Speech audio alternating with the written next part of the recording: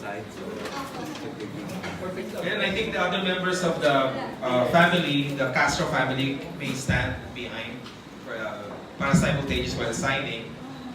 We would like the entire family to be in the frame. So habang nagsasign po, mas maganda na ang buong pamilya Castro po ay united dito sa endeavor na ito sapagkat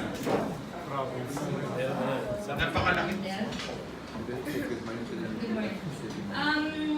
So yun, I was given the task to give a message today. I don't know why. On behalf of the family, I don't know why because out of the 5 siblings, I'm the least athletic. Pero panganay po, so duty calls. But siguro first, let me give me some time to introduce the family. So my father, Bobby Castro, he's a graduate of Philippine Science High School, batch 721B. He entered updeliman as an electrical engineering student, but it was the height of the first quarter storm against the dictator Ferdinand Marcos. After 1 semester, tita na tita. So after graduation in 2000, I joined SGB, and after which I took my MBA at the Asian Institute of Management, and then I worked at Deutsche Knowledge Services and joined our company in 2012. Now handling accounting, finance, our relationships with partners, our compliance group, and our audit. So my brother, Carlo Eugene Joseph Castro, hahaba ng mga pangalan namin. He's also a graduate of Philippine Science, entered UP naman in 1998. Dito na rin.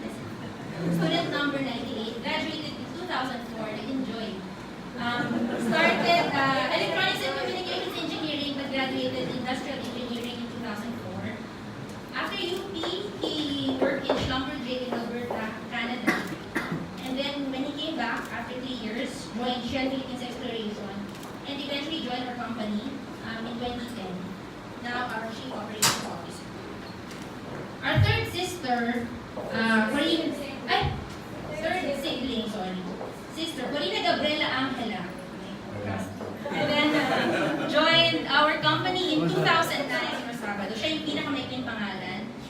BS Materials Engineering, student number 05. Ate na rin. Ate na.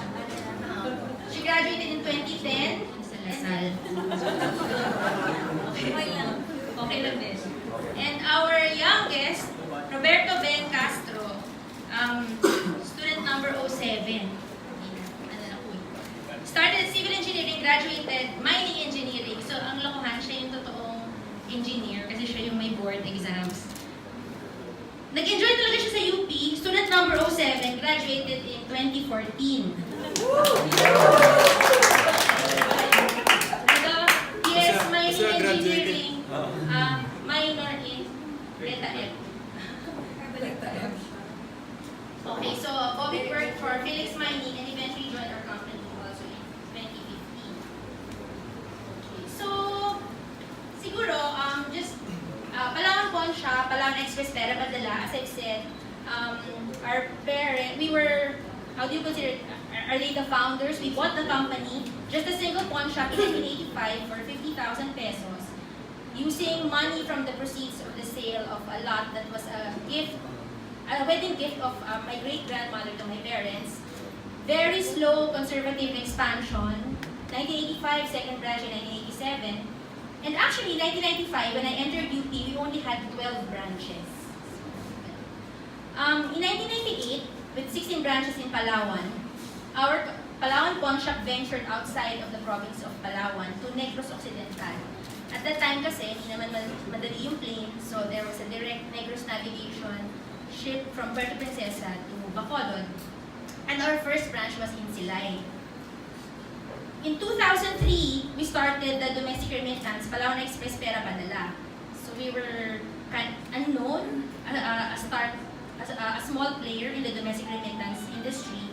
But now, we have 2,800 company-owned branches and over 11,000 employees. Apart from that, we have over 2,000 partners for Palawan Express Pera, Padala and special remittance partnerships with LBC and 7-Eleven.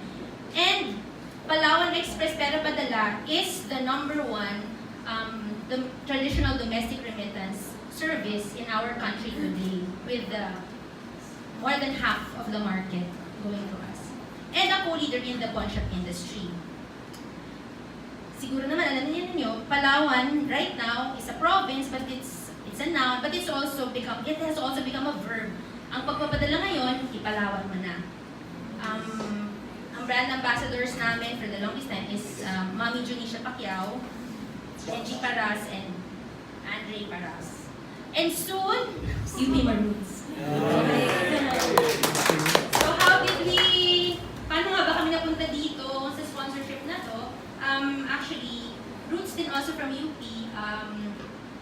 Si Hayat Basman, who's involved with the team also. Ang wife niya si Bev, she's student number 90. Ano ko pa talaga? Student 92. Pero hindi kami masyadong magkakilala nung college. Classmates kami in the Asian Institute of Management.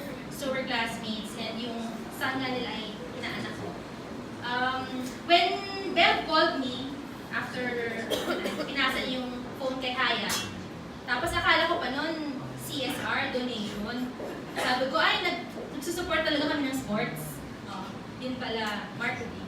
But anyway, we're very happy and we're excited about this sponsorship. It is the first time for Palawan Express Pera Padala to sponsor something this big. If you know our company, up until 2012, it was only 2012 when we had our first TV commercial, we were simply doing grassroots marketing. So because this is our first big sponsorship, no pressure, we expect a championship. But seriously, we're excited and we look forward to this. Actually, mas excited nga kami dun sa libre tickets kasi nung finals, si Bobby lang nakapanood kasi walang ticket. Like UP Maroons, Palawan Express Pera Padala started as kind of underdogs.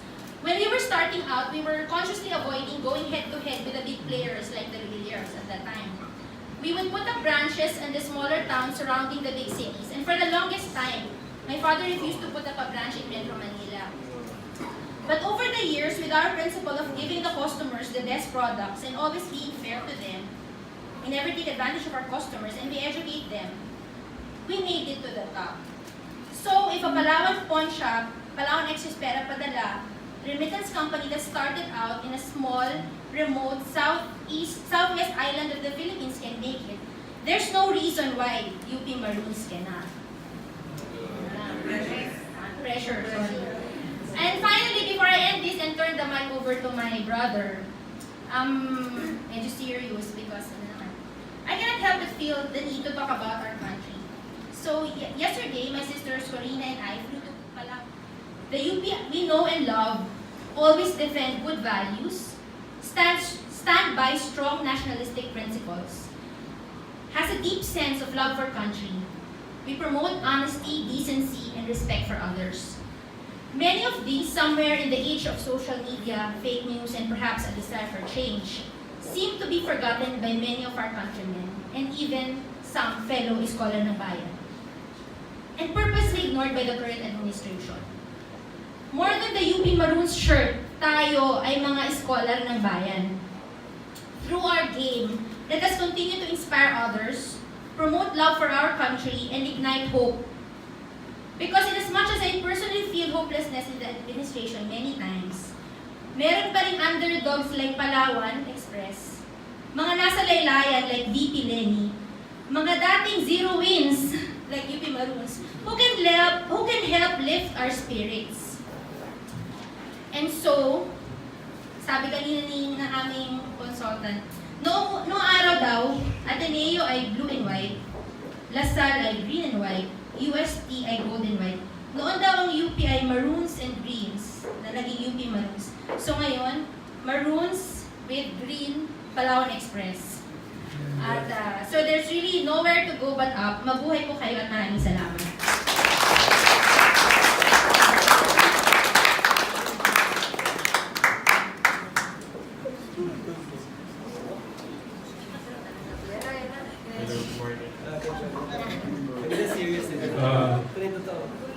My eldest sister, Lilian, is really the serious one in our family. So kailangan balansehin. Being the youngest, I am known as the goofy one of the family. So good morning, Coach Bo Perason. Good morning, Sir Wendell, my former teacher in creative writing and also comparative literature, Philippine literature. I took up a Philippine literature course, even if that is not part of our curriculum, because I wanted to get an English unit. I was actually planning to, it's actually preparation for a master's degree that I have yet to take. I also have one teacher here, Sir Marcus, Kenneth Raval. Kenneth Raval was my teacher in team building. So, may PE po na team building sa UP. And the first day of classes, sabi niya, we have to create a name. We have to name ourselves, for example, team UP or team something. And paunahan makahanap ng team name. Ako at that time, I was actually my 6th year in UP then. May PE pa rin ako. So sabi, may name na kami sir, may name na kami. What's the team name? We are the team building. So we named ourselves team building. I don't know if you remember that. Anyway, I entered UP in 2007. I stayed here for a long time. I started with civil engineering, graduated in bioengineering. And my 7 years in UP, I think 7 wings din ang UP Maroon. But I remember there were 3 seasons that we had 0 wings. But actually, as a basketball fan, I still watch games. My first year in college, I watched basketball games because we had high hopes. I think in 2006, muntik na tayo mga Final Four back then. I was still in high school then. Sila Marvin Cruz yata, star players. So when I entered 2007, sabi namin mga Final Four na. With Bigs Liasis, sila, good friend of my sister. Eh hindi tayo nakapasok. And 2008, host tayo ng UAAP, I made sure that I watched the first game. And we won that game, I think, against NU. Sila... Yes. So before that, pala, we'd like to call on first the new dean of the College of Human Kinetics, Coach Kiko Diaz, to say a few words on behalf of the university and of the College of Human Kinetics.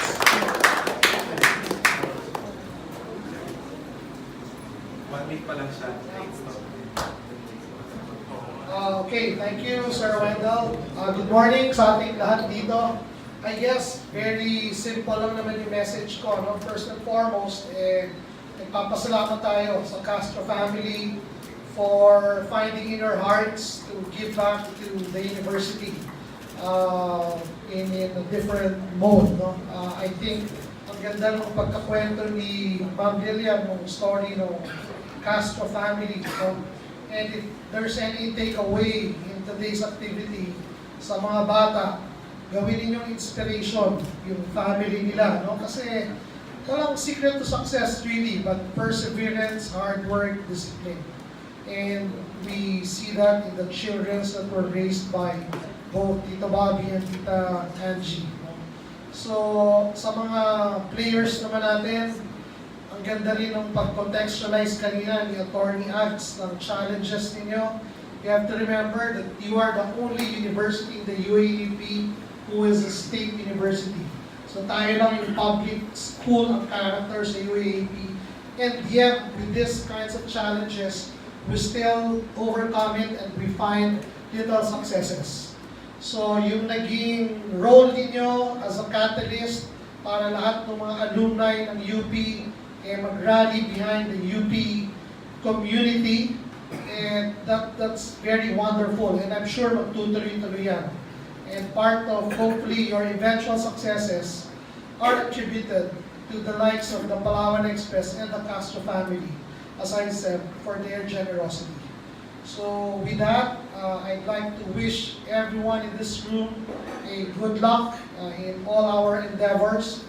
And definitely, we hope that this partnership will continue on in the future. So, thank you sa ating lahat and good morning.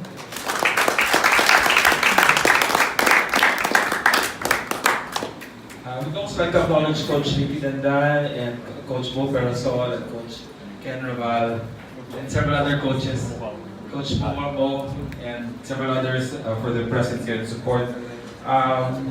Before we formally close, we would like Coach Bo Parasol and Attorney Agadon Overo to provide our sponsors with some gifts, tokens of gratitude for the wonderful things that they are doing for the UP men's basketball team. So we'd like to call on members of the Castro family to kindly join us again center stage.